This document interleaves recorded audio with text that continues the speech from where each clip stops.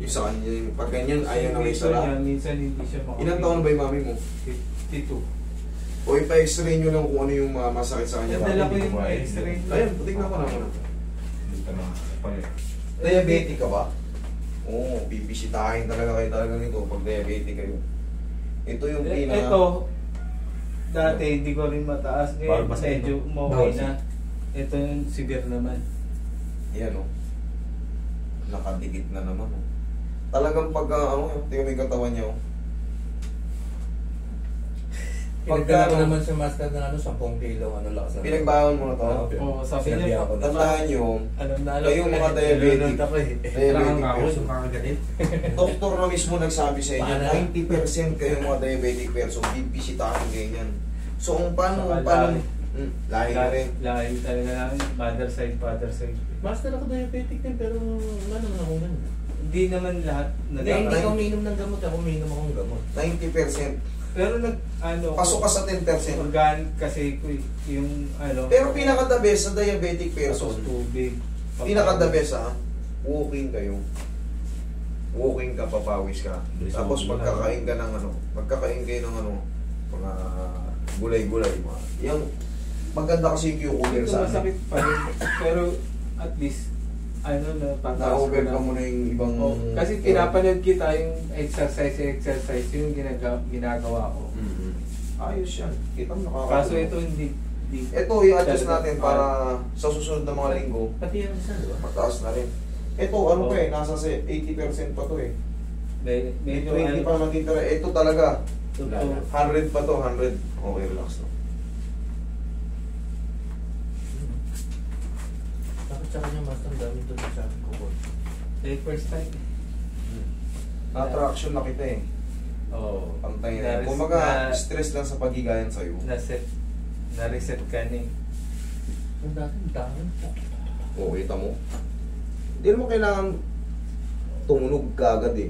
Ang mahalaga, umayos. Kasi pagkatapos ng tunog na yun, masakit pero...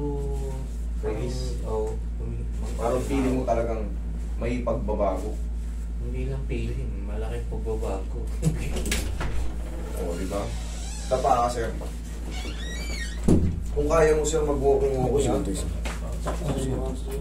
kailangan na naman yung sigo yan. Kasi yung blood circulation natin, gaganda pagka napapawisan tayo. Hindi mo kailangan magtatakbo. Walking lang, tapos magkakakain ka ng cucumber, lettuce, yung mga... Walang exercise. Wala kang exercise. Wala pang hilig sa meeting si Utol. Wala talaga kahilig sa meeting. Ang maganda din yung misis ko. Tapos na trabaho niya na single. Shit. Uwi ka na ulo. Puro upo. Sino ba? Di ba bago ko pa nga kumain, anong oras na alis na? Pag pinaupo ka ni Angel eh. Sige, wala na. Uwi na. Siyempre, habang nakaupo kayo, kain din kayo ng kain. Yun ang mahirap. Siyempre, pag yun nga, diabetic kayo, tapos talaga, mga magulang mo, talagang sureball na siguradong tatamaan kayo. Papawis tayo, bro. Kasi both sides, may diabetic tsaka puso. Genes, no? Genetics. Kailangan, hindi mo kailangan hindi nyo kailangan magtatakbo. Walking lang, basta mapapawisan kayo. RBB. Doktor mismo na, pre. Ngalay. Ngalay na yun eh. Kahit nga wala tayong back pain, kung talagang maghapon tayo nagtatrabaho, pagpahinga natin sa hapon. Yung pangalawa ko nga na punta rito, pag-awa ko. Sabi ang asawa ko, hintay mo lang yata na mahawakan ka, nawala eh. Kasi kabisado ko na kasi, yung mga malilit na adjustment, pero simple lang pero effective. Kumbaga, kabisado ko na yun, galing na kayo dito, alam shoot nun. Yung mga troubleshooting, di ba? Ang laking bagay. Ang bilis din ng pera mo. Kasi pagka nag-troubleshoot lang yan, kagaya nun, ayaw mi-start. Mali lang pala yung timing. Binunod pala ng kapitbahay yung distributor niya. Mahusay. Hindi talaga ako under yun. Dapat ako tama ang ano mo. Nung sinabi niya sa mechanical, dapat 2-3 minuto, start. Timing. Kasi mga 5 minutes.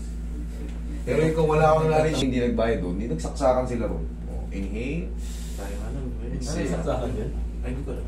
Oo, sinaksak siya nung gumagawa nung ano. Tabayin nito. Saglit na sa Pero ito, umukay. Tinuberan lang ng tissue. Paghatak. Balik. na. Yan, isa pa.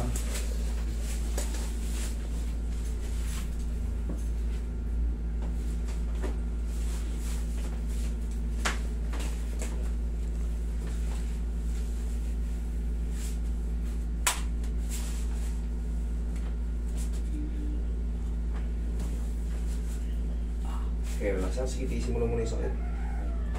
Isa pa.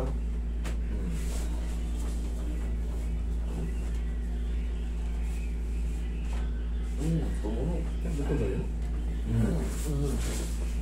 Oy, Durog okay, na. no? Durog din. Itlog ko. Hindi maano yan. Basta mga ganun slide. Hindi madudurog yan, pero kung papirat. Yung kanina, nakakantuan namin dyan, yung unang nangilot daw sa kanya. Talagang nikot-ikot daw, biglang binatak eh. Kaya nga yung ginagawa namin, ni-edit namin yung kasi minsan, di ba galing na kayo sa ibang ano, pinoprotektahan din namin yung mga ganun kasi, sir, galing na kami kay ano, edit. Eh siyempre, nakakahiya. Oo. Kumbaga, in fairness, Baka sabi, ina-advertise nyo pa yun. Ano nga siya? mga ilang Oo, araw, topis mga na ilang yun. araw, mga 4 to 5 days, Kala ko mo, totoo. sanayin mo na. Oo. Kaya mo na yan, hindi mo. Kabila? Wala. Yan.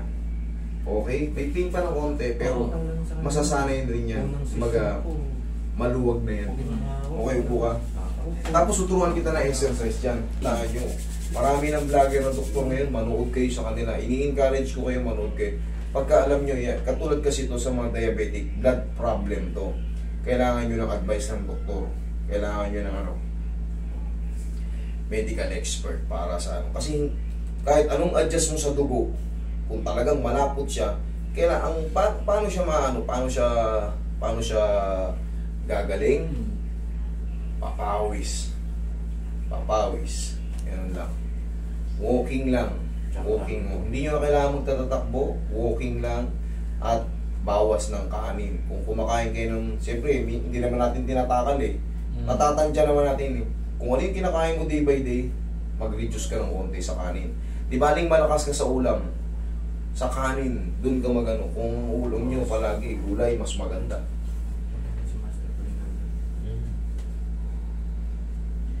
Pera. Ano yan? Bigay yan sa amin nung ano, si Mr. Ray Unapia. Yung dating nagtatrabaho sa ano. Tignan mo yung mga details niyan. Sa Bangko Sentral siya nagtatrabaho dati. Kaya yung mga, Pati pa kahit yung mga yan, may Oo. pangalan yan. Oo. Yan mga yan, may details yan. Oh. Kaya niyang ano, pati ano, yun yung mga yan. Oh. Yung saktong-saktong kopya ng ano. Ayan, chat niya si Sir Ray Unapia. Siya ang nagumagawa yan. Kaya niyang palakihin yan.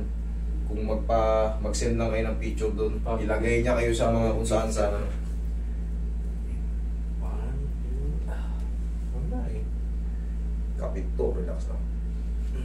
Yan, thank you. Ay, relax lang. Okay, tapos ang sakit dito. 80% pa itong maayos eh. Naangat siya kaso. Ano na rin? Masakit pa rin. Pero yan, pag ginanyan mo na yan, lakasan mo lang. Tapos, Parang may po yung sa... ito, madidiretso na yan. Kumbaga, konting pain na lang sa loob, pero in a few weeks, tapos ito, di ba kanina ganyan lang. Maaaring gumanito na yan, tapos sa susunod na exercise mo, mas luluwag pa, mas luluwag yan. Yan o. Kanina ganyan lang o, kahit pa paano. O, halos maabot na. Halos ano na nga o, loose na o. Ngayon, kanina still.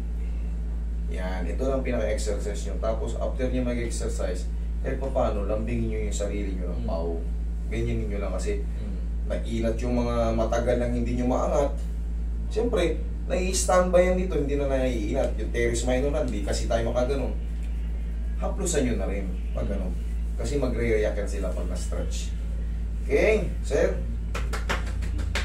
Haplusan mo ng pau ha, pag ano, nag-stretch tayo. Ganito, taksan nyo na, ganyan.